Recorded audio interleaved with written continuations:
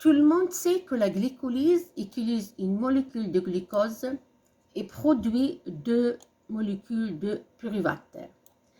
L'étudiant doit savoir que les deux molécules de pyruvate contiennent encore de l'énergie. On se demande alors quel est le devenir du pyruvate après la glycolyse. Mais avant ça, on se pose la question, quels sont les facteurs qui influent sur ce devenir? Eh bien, le devenir du pyruvate dépend de deux facteurs essentiels.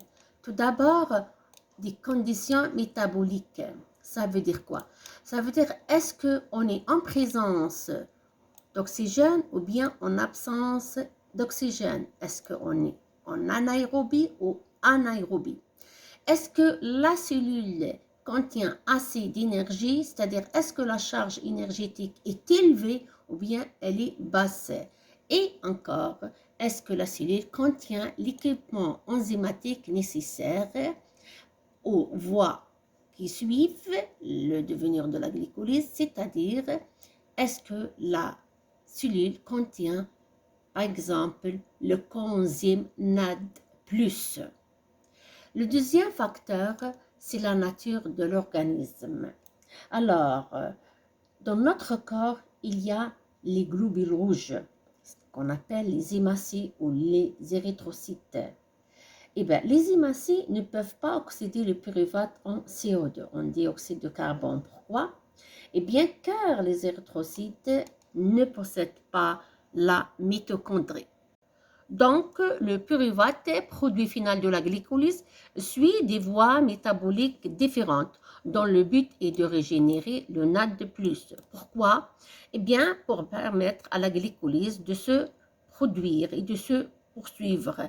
Et tout le monde sait que le NAD+, est utilisé lors de la réaction numéro 6, qu'on appelle réaction d'oxydoréduction, qui permet le passage du 3-phosphoglycéraldéhyde au 1,3-phosphoglycérate. Et maintenant, on se pose la question, quand est-ce qu'une voie est privilégiée par rapport à une autre, c'est-à-dire quand est-ce qu'une voie est utilisée et non pas l'autre. Alors, généralement, on dit que la fermentation, quel que soit le type, est utilisée en absence d'oxygène, anaérobie, et en même temps en présence de grandes quantités de glucose. Pourquoi? Parce qu'en présence de grandes quantités de glucose et en absence d'oxygène, eh bien, la glycolyse est activée. Et elle produit beaucoup de NADH. N'oubliez pas la réaction numéro 6. Malheureusement, en absence d'oxygène, ce NADH ne peut pas être réoxydé par la chaîne respiratoire, mais par la fermentation. Pourquoi toujours? Eh bien, pour produire le NAD+. Et n'oubliez pas aussi la réaction numéro 6 de la glycolyse. Donc, la fermentation va produire le NAD+, le coenzyme nécessaire à la glycolyse. Et maintenant, je commence avec vous la fermentation. Alors, beaucoup de micro-organismes et beaucoup de cellules de notre corps peuvent faire la fermentation. Alors maintenant, je vais commencer avec la fermentation lactique dans notre corps, précisément dans notre muscle. Puis, je vais plus tard parler de la fermentation lactique chez les micro-organismes. Alors, la fermentation lactique se déroule dans le muscle lors d'un effort très violent ou bien un sportif qui n'a pas fait des exercices d'échauffement, c'est-à-dire ce sportif n'a pas fait une mobilisation articulo-musculaire dont le but est de faire entrer assez d'oxygène dans ses muscles. Dans ce cas-là, l'apport en oxygène, en dioxygène, est trop lent par rapport à la demande en énergie. Donc, en absence d'oxygène, anaérobie, notre muscle va faire une fermentation lactique à travers laquelle il va régénérer le NAD+. Et donc, on va oxyder à nouveau du glucose, c'est-à-dire réaliser la glycolyse. Justement, l'ATP, regardez ce bilan de la fermentation lactique. L'ATP de fermentation qui est des ATP est trop faible. Donc, cette charge énergétique très faible va activer la glycolyse. Lorsque donc la charge est très basse et très faible, il y a accélération de la vitesse de la glycolyse. Alors, ce type de fermentation lactique concerne aussi la transformation du lait en yaourt, c'est-à-dire chez les micro-organismes, précisément les bactéries. La dégradation des sucres en acide lactique produit une acidification du lait. Pourquoi? Car la transformation du glucose en acide lactique va induire une coagulation du lait et par la suite du yaourt. C'est ça la fermentation lactique chez les micro-organismes. Et maintenant, je vais parler de la fermentation éthylique. Alors, la fermentation éthylique, qu'on appelle aussi la fermentation alcoolique, se déroule chez les levures en anaérobie, en absence d'oxygène. Alors, chez les levures et en absence d'oxygène, le glucose est transformé en deux molécules éthanol et en dégageant de CO2. Là aussi, l'apport énergétique est très faible, les 2 ATP. Donc, lorsque la charge énergétique est très faible, la glycolyse est à nouveau activée. Alors, on vient de voir ensemble la fermentation lactique et la fermentation éthylique. Et je rappelle que qu'est-ce que soit la fermentation, elle se déroule en absence d'oxygène, c'est-à-dire en anaérobie. Et si on dit absence d'oxygène, donc on parle de cytosol, contrairement à la troisième voie de dégradation du pyruvate en acétylcoenzyme. On appelle cette réaction la décarboxylation oxydative. Le pyruvate est transformé en acétylcoenzyme A. Cette réaction, elle est irréversible, c'est-à-dire l'acétylcoenzyme ne peut pas donner le pyruvate et c'est une réaction intramitochondriale. Je rappelle aussi que cette réaction, c'est un lien entre la glycolyse et le cycle de Krebs. Alors, je précise que le cycle de Krebs, on va le détailler dans une prochaine vidéo, mais je rappelle qu'un cycle de Krebs va produire 3 NADH et le NADH intramitochondrial vaut 3 ATP, donc 3 fois 3 ATP, ça fait 9 ATP. Le cycle de Krebs aussi va produire une molécule de VADH2 qui vaut 2 ATP et une molécule de GTP qui vaut 1 ATP. Donc, en conclusion, un cycle de Krebs produit 12 ATP. Et enfin, on va faire une petite comparaison entre les 3 voies de dégradation du pyruvate. Et je vais commencer par les fermentations. Donc, quelle que soit la fermentation éthylique ou lactique, on a dit que l'apport énergétique est trop faible. Il est de 2 ATP, quelle que soit la fermentation. Et en même temps, l'accepteur final des électrons dans les fermentations n'est pas l'oxygène, mais c'est des composés organiques. Dans la fermentation alcoolique, c'est l'éthanol, l'accepteur final d'électrons. Alors que dans la fermentation lactique, l'accepteur final est un composé organique qu'on appelle l'acide lactique.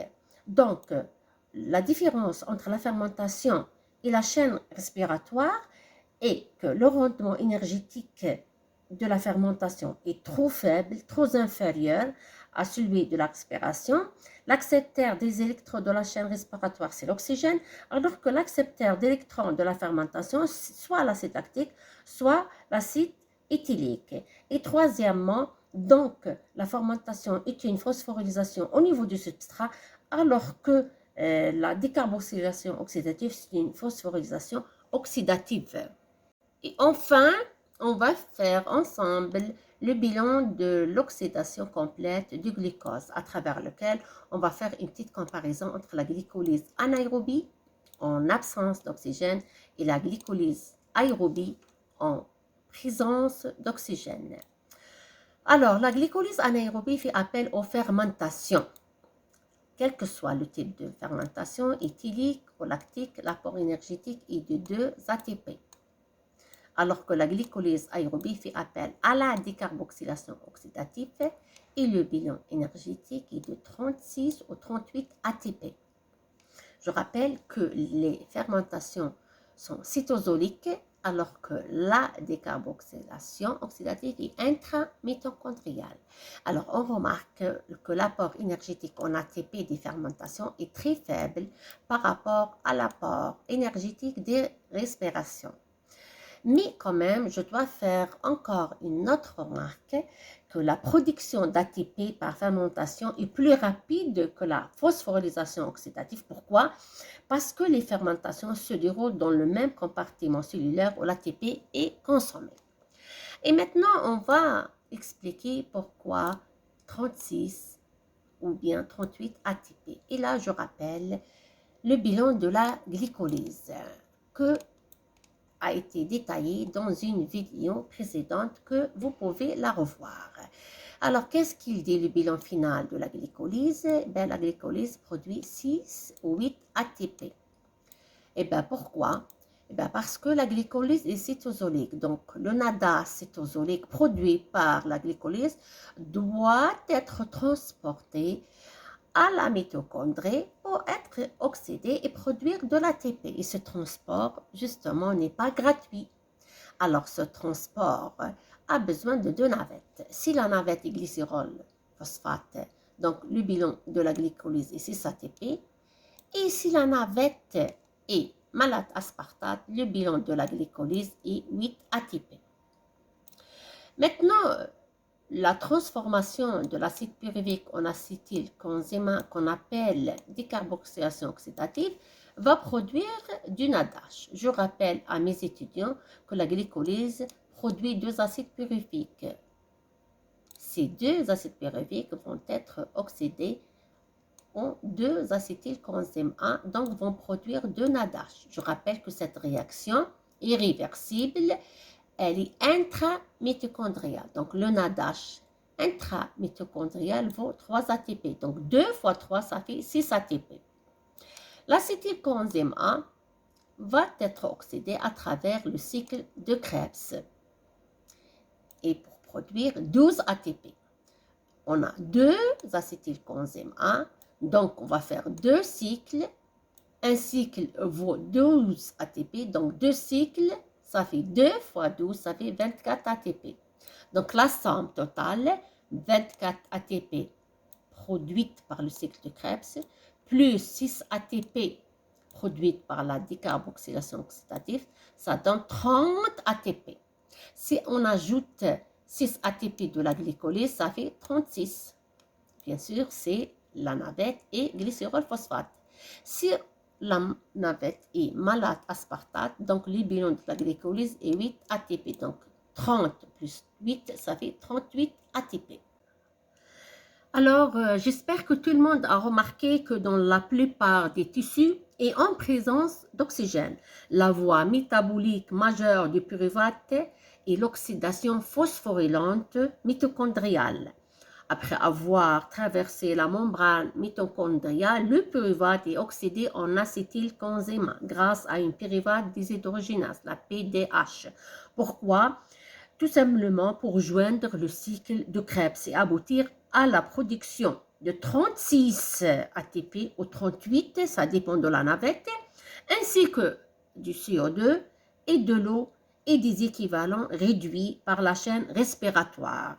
Il s'agit d'une réaction irréversible reliant la glycolyse au cycle de Krebs. Le pyruvate, donc, quelle que soit son origine, c'est-à-dire il provient de l'acide lactique ou de l'alcool, l'éthanol précisément, ou du glucose, et l'intermédiaire métabolique obligatoire pour entrer dans le cycle de Krebs.